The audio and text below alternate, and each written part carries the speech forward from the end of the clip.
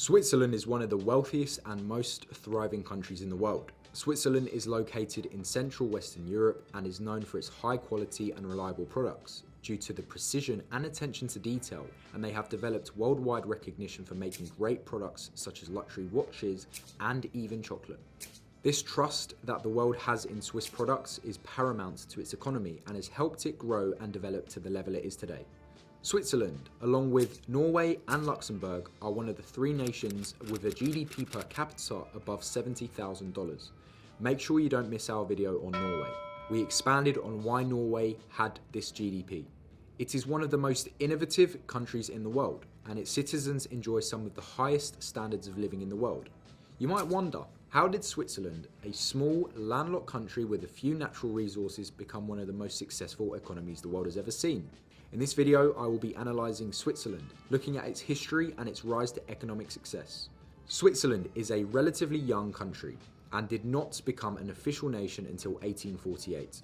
Throughout the second part of the 19th century, the economy of Switzerland industrialised and its economy transitioned from a rural, farming-based economy into an industrialised one. Industrialisation was heavily helped by the development of railroads. Its economy developed well into the 20th century, being called the Swiss Miracle. Switzerland remained neutral during World War II, and its economy benefited from exporting weapons to countries of both sides of the conflict, including Germany, France, and the United Kingdom, among others. Switzerland was left undamaged following the war. In fact, they were richer, and its economy expanded greatly during this time. The Swiss economy grew on average around 5% during the 50s and the 60s, and grew during the 70s and 80s as well. During the second half of the 20th century, Switzerland never experienced a period of huge economic growth, but the country managed to maintain a consistent growth rate.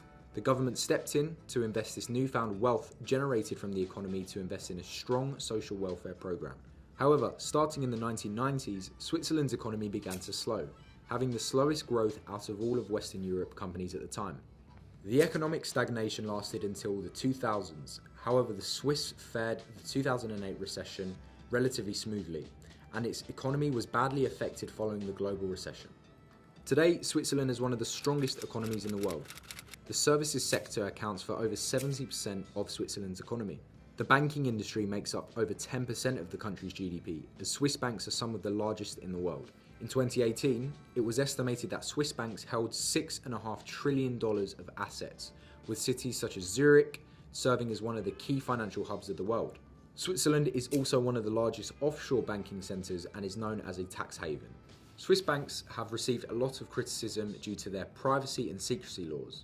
They have served as hubs for international criminals, dictators, money launderers, etc. to store their money safely.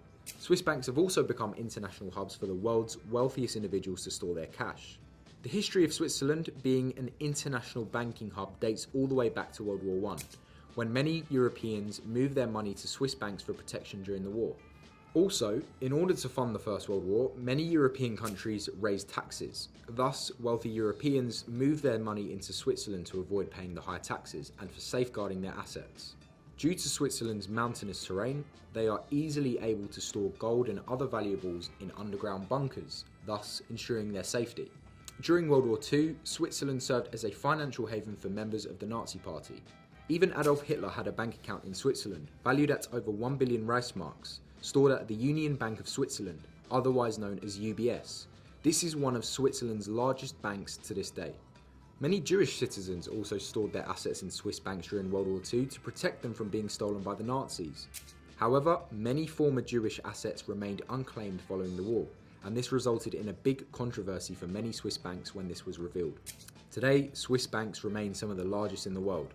Despite increased efforts to make their banks more transparent, Swiss banks still uphold many of their secrecy laws, and these banks still provide services to shady figures around the world today.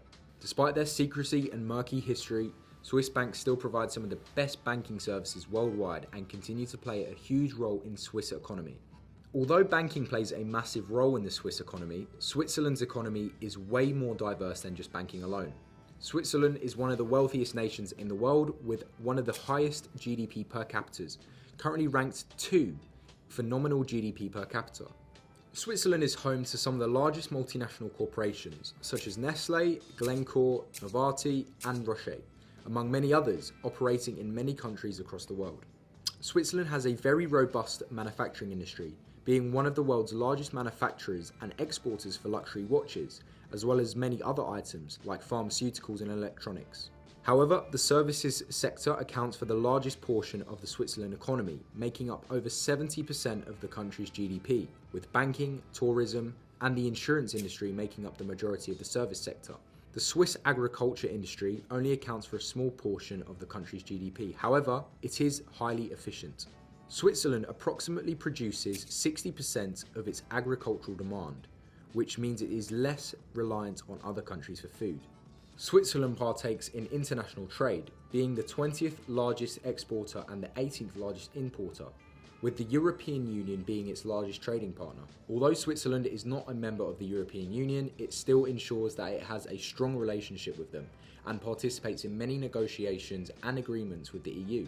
All in all, Switzerland's government has helped the country turn into one of the strongest economies in the world. Despite having many large international corporations, the basis of the Swiss economy is small to medium-sized businesses. The workforce of Switzerland is highly skilled and workers enjoy strong trade unions. Many of the workers are from other countries in Europe like Spain and Italy. The country also has a low rate of unemployment, being approximately 5%. Switzerland is home to the WEF, which is the World Economic Forum. This meeting is held every year to discuss topics ranging from business, politics to social issues and invites many politicians, academics and businessmen around the world. Switzerland's manufacturing, services and agricultural industries have helped it to transform into one of the strongest and most stable economies the world has ever seen. If you would ask yourself the reason for Switzerland's success, you can't understate the importance of the government, as it has one of the lowest rates of corruption in the world. In addition to this, the country's constitution allows for direct democracy on many issues, so the people have their say on many issues. Switzerland has fiscally conservative policies while at the same time having strong social welfare programs, which provides a safety net and helps to reduce wealth inequality. Although the country faces many challenges such as cleaning up its highly corrupt banking industry, Switzerland is still one of the most highly developed, prosperous nations in the world, with one of the highest standards of living for its people. Whatever challenges the country faces, I am certain Switzerland will overcome and continue to prosper well into the future. Thank you very much for watching, especially those that stay to the end. Please hit the like, comment and subscribe, hit the bell icon and share with a friend. Other than that guys, I will see you in the next one. Bye bye.